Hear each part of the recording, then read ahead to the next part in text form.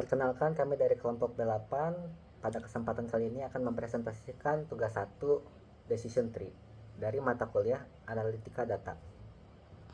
Perkenalkan, nama saya Prince Devin Henkris, NPM 61323010117. Nama saya Rival Jamie Evelyn, NPM 6132301018. Stephen Lucky Romi dengan NPM 61323011049.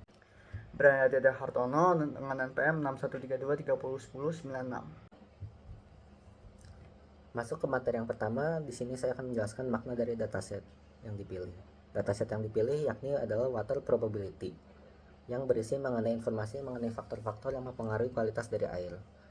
Dataset ini mencakup pengukuran parameter seperti pH yang merupakan tingkat keasaman air, kemudian ada kekerasan atau hardness yang merupakan kekerasan air atau mineral terlarutnya, kemudian ada padatan atau solids yang merupakan jumlah padatan terlarut dalam air, kemudian ada kloramin yang merupakan kadar kloramin dalam air, kemudian ada sulfat yang merupakan kandungan sulfat dalam air, konduktivitas yang merupakan kemampuan air untuk mengantarkan listrik, karbon organik yaitu merupakan kandungan karbon organik dalam air, kemudian ada trihalometana yang merupakan produk sampingan disinfeksi, kemudian ada kekeruhan atau turbidity yang merupakan tingkat kejernihan air. Setiap parameter tersebut bertujuan untuk mengetahui status potabilitas dari air. Status potabilitas air merupakan status kelayakan air untuk dapat dikonsumsi ataupun sebaliknya. Dataset ini dapat digunakan untuk membangun model prediksi yang menilai kelayakan dari air, sehingga dapat mencegah risiko penyakit berbahaya dari air yang tidak layak untuk dikonsumsi, seperti diantaranya adalah diare, infeksi, dan lain sebagainya. Selain itu, dataset ini juga berguna dalam analisis data dan machine learning untuk membangun model klasifikasi, menentukan parameter paling berpengaruh terhadap potabilitas air, serta memvisualisasikan distribusi dan hubungan antar parameternya.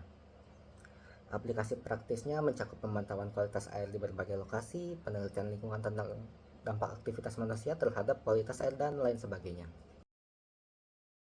Selanjutnya, hasil yang mau diprediksi dari Decision Tree ini, kita pengen tahu kayak status potabilitas airnya, di mana bisa menentukan kelayakan air dapat diminum dengan dikonsumsi. Jika hasil kayak potability-nya 1, maka air itu layak untuk minum. Potability-nya 0, maka air itu tidak layak minum. Jadi kayak variabel target dalam dataset ini, potability yang nunjukin air itu layak dikonsumsi atau enggak. Kayak potability 1, air layak diminum, potability 0, air tidak layak diminum. Jadi decision tree ini dibikin kayak untuk mengklasifikasikan apakah air layak minum 1 atau tidak 0 berdasarkan karakteristik fisik dan kimianya. Proses Pandas digunakan untuk membaca dan memproses dataset. Matplotlib.pilot digunakan untuk memvisualisasikan pohon keputusan. Train set split digunakan untuk membagi dataset menjadi data lebih dan data uji. Decision tree classifier digunakan untuk model decision tree yang digunakan untuk klasifikasi. Plot tree digunakan untuk menggambarkan pohon keputusan. Accuracy score mengukur akurasi model. Selanjutnya ada df.ilog 500 hingga min 1 untuk mengambil 500 baris pertama dari semua kolom kecuali kolom terakhir sebagai fitur X. df.ilog 500 sampai min 1 mengambil 500 baris pertama dari kolom terakhir sebagai target Y. Train test split membagi aset menjadi 80% untuk training, X-train, Y-train, 20% untuk testing, X-test, Y-test. Karena test size sama dengan 0,2. Random state sama dengan 0 memastikan pembagian data yang konsisten setiap kali kode dijalankan. CLF sama dengan decision tree classifier membuat model decision tree tanpa parameter khusus. CLF.fit X-train, Y-train untuk melatih model menggunakan data latih. CLF predicts X-test memprediksi label potabilitas air untuk data uji dan menyimpan dalam YPRED. Accuracy score y-test, y-pred. Membandingkan prediksi dengan label sebenarnya dan menghitung akurasi. plt.figure fixed size 20,12 mengatur ukuran plot agar pohon keputusan lebih jelas. Class names. str name for name in y unique. Mengubah nilai target menjadi string agar bisa digunakan menjadi sebagai label dalam pohon. Plot tree. CLF feature names equals x.columns, class names equals class underscore names, field equal is true, font size is 10.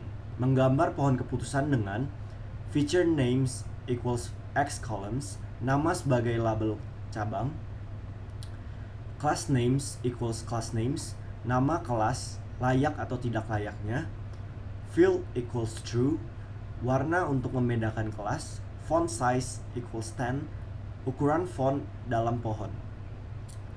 plt.show menampilkan pohon keputusan.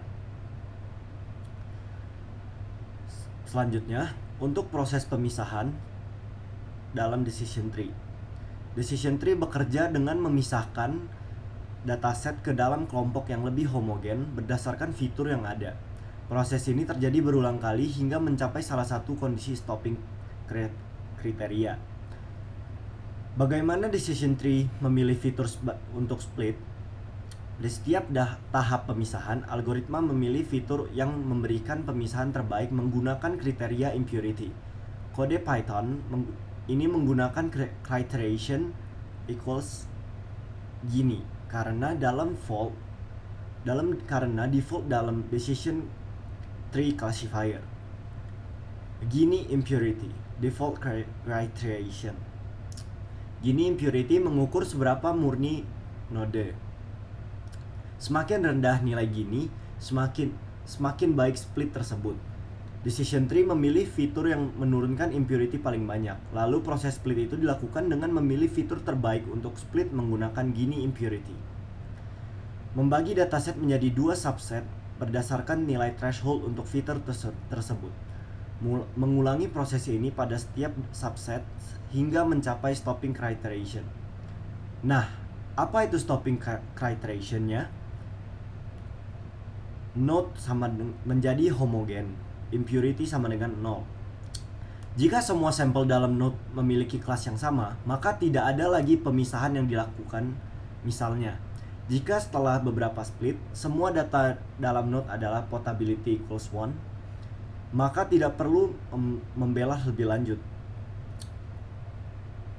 CLF equals decision tree classifiers, min sample split equals 2.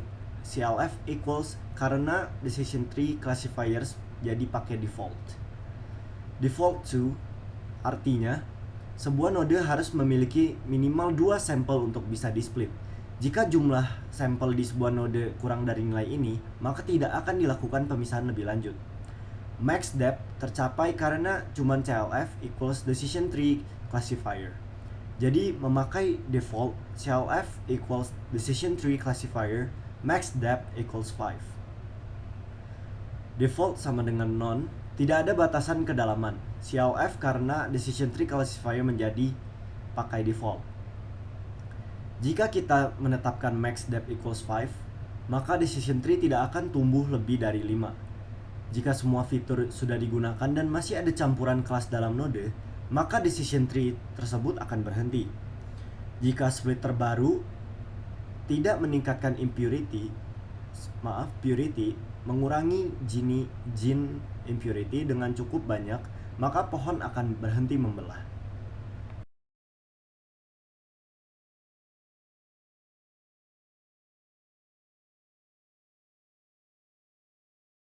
Nah, kemudian kita ke cara kerja decision tree. Nah, decision tree yang dibuat itu bertujuan untuk memprediksi apakah airnya itu layak untuk minum atau tidak. Nah, kita tuh berdasarkan bisa minum atau enggak itu dari parameter fisik dan kimia airnya yang dari datanya. Kayak seperti pH, conductivity, trihalomethane, hardness, sulfate, chloramines, dan lainnya yang ada di datanya. Nah, model ini mengklarifikasikan air ke dalam dua kategori, yaitu layak minum dengan angka 1 dan tidak layak minum dengan angka 0. Nah, pertama itu kita membuat decision tree-nya dengan Python.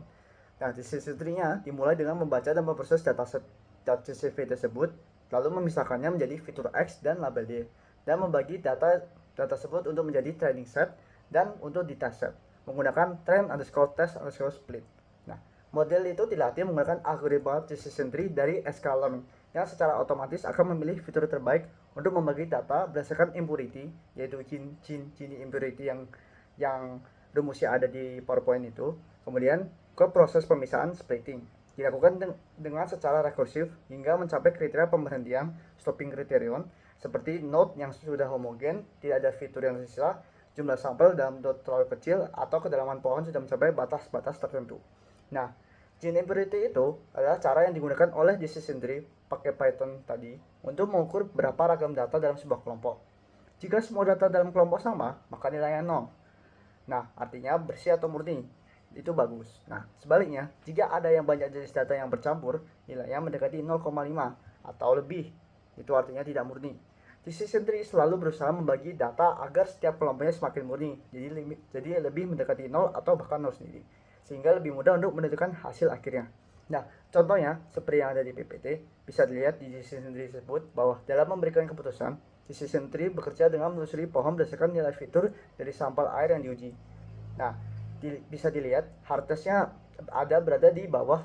Jika hardtest-nya berada di bawah 178, decision tree akan ke kiri dan melanjutkan dengan kondisi lainnya yang di sini berupa conductivity. Kemudian, kalau berada di bawah 212 akan ke kanan dan melanjutkan dengan kondisi lainnya. Maka keputusan tersebut akan semakin dipersempit hingga akhirnya modelnya memberikan prediksi akhir seperti air tersebut layak diminum.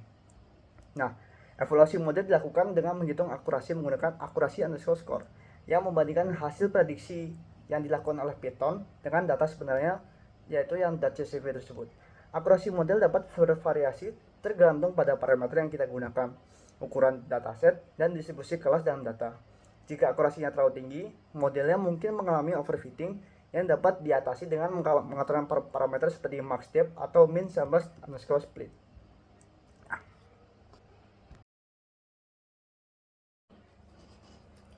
Yang terakhir, masuk ke dalam kesimpulan.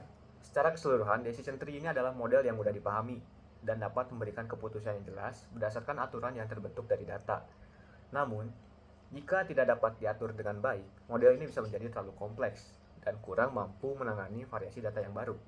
Oleh karena itu, optimalisasi lebih lanjut seperti pre-running atau menggunakan model lain seperti random forest bisa menjadi alternatif untuk meningkatkan kinerja model dalam memprediksi kelayakan air untuk dikonsumsi, supaya dengan akurasi yang berjumlah 69% yang kita dapetin bisa dapat dinaikin untuk menaikkan kemungkinan bahwa pernyataan tersebut benar. Sekian saja dari kami, mohon maaf bila ada salah. Sekian, terima kasih.